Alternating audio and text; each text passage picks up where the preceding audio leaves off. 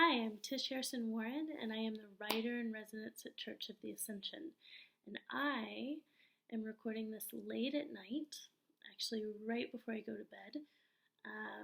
It's about 10:15, and I am talking at nighttime specifically because I wanted to talk about how nighttime can be a particular time of anxiety and sadness, especially during difficult seasons like we are having now with the coronavirus.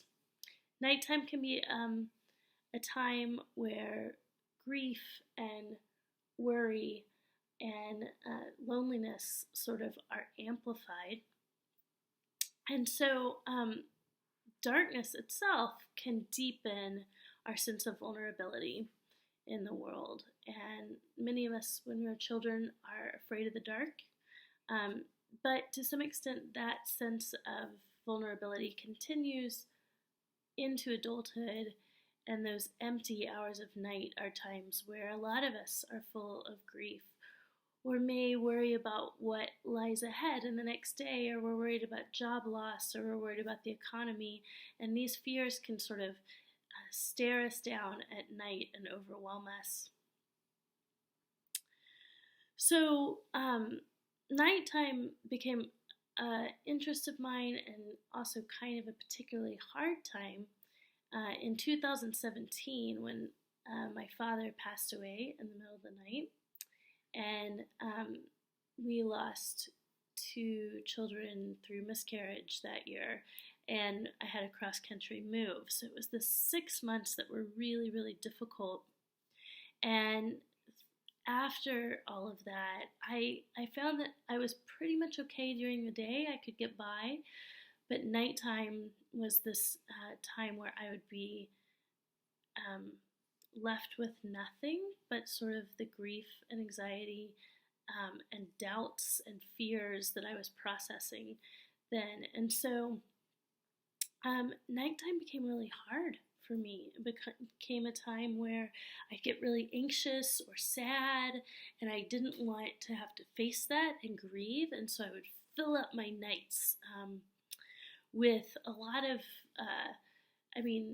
things that were somewhat addictive but seemed harmless, like Netflix, or staying up and reading think pieces, or staying up on Twitter or Facebook or social media, staying up too late, to just sort of fill up the empty hours. And I had a counselor who challenged me to do what she called comfort activities at night. So things like taking a bath, journaling, having a glass of wine, sitting in silence. I fell off the wagon like 100 times in as many days. It was like I could not sit still and quiet at night. I would be really overcome if I tried, and I would often cry. And so I would avoid that through just filling up the nights and filling up the nights. So what I slowly started coming back to is this night office, this prayer office that we do in the Anglican Church called Compline, so night prayers. And prayers at night have been a practice that the church has embraced since at least the 3rd century. Folks would rise up sometimes in the middle of the night around midnight and pray. And then we see, of course, with the rule of St. Benedict, the monks would gather at night for these night vigils.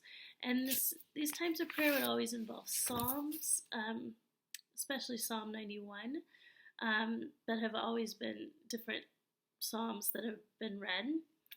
And the Lord's Prayer and times of confession, but also times to remember the danger, the perils of night, and to invite God into that, and also the vulnerability of all of our lives.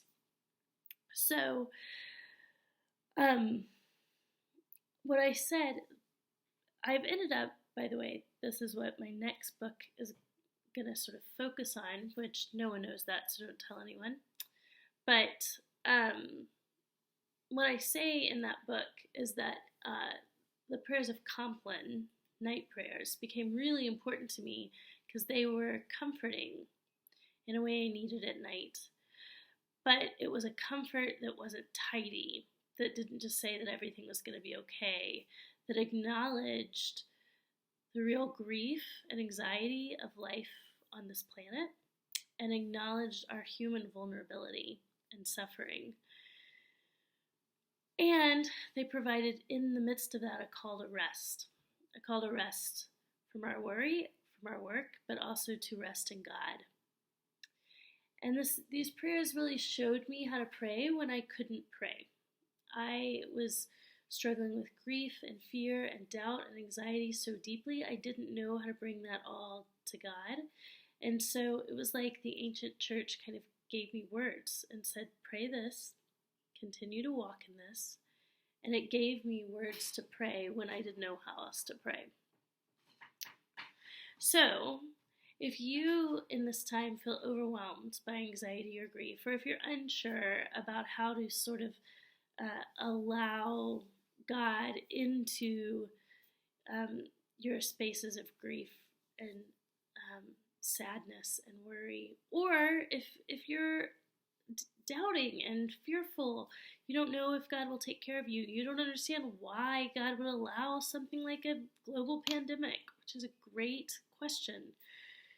If you don't know how to trust God when you feel vulnerable, I would invite you into prayer. And especially, I would invite you into the prayers of Compline.